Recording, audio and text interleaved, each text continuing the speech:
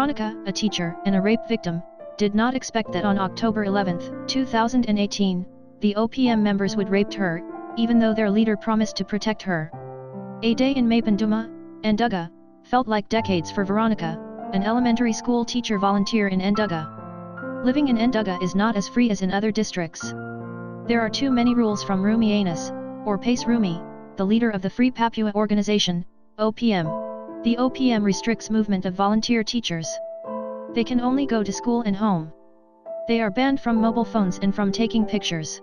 Marta, a volunteer teacher for junior high school, who lives in the same house as Veronica, can still occasionally leave the house to where locals gather. One day, Marta returned with interesting news. The armed wings of the OPM was making a strategy to attack the security forces. The West Papuan National Liberation Army, TPNPB, guerrillas from various districts came to Mapenduma. Occasionally, a particular sign resembling the sound of birds can be heard. "That's a war code," Marta whispered to Veronica. Veronica and Marta's house didn't have much distance with the airfield where the OPM army gather and train. The small house where Veronica and Marta resided also housed Hannah, a mother of two. The main door cannot be properly locked, people can open it easily from the outside. However, the principal of their school always sat not far from the house to ensure the safety of his subordinates. October 7, 2018, Veronica and other volunteers came to the church for the morning mass because Pace Rumi wanted to introduce them to the church attendees. "Teachers, don't be afraid. We will not harm teachers. We need teachers to educate West Papua's next generations. Our enemy is not the teachers but the security force," Pace Rumi said. October 11, 2018, the school principal returned home early, leaving the area where Veronica's house is. As the people in the house fell asleep, there were shouts and a bang on the main door. "Teacher, teacher, open the door." The atmosphere was tense.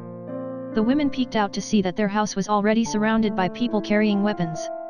Scared of their life, Veronica, Marta, Hannah, and her two children gathered in a room to devise a plan. They assigned Marta to leave through the side door and seek help. Hannah, carrying one of her children, asked the besieging party, "Do you want coffee? You can make it yourself." The people surrounding the house only laughed. Soon, the generator who provided electricity to light the house went out. As the light went dimmer, Hannah could see at least 7 people entering her house. Hannah could only close her eyes, hug her two children, and cry out, "Our Lord Jesus, save us. Our Lord Jesus, gives us strength."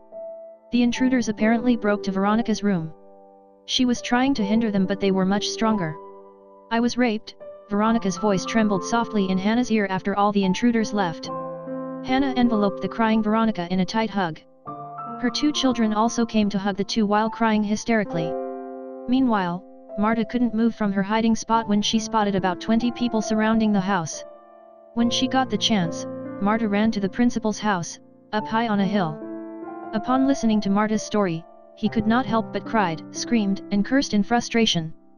"Get us out of here. We don't want to stay here anymore," Veronica cried in front of the principal. The principal then went straight to the head of the health center's house, who's originally from Mapenduma. Hearing the story, the man got angry and sad. The principal and the head of health center met church leaders. They agreed to evacuate the teachers to the head of the health center's house.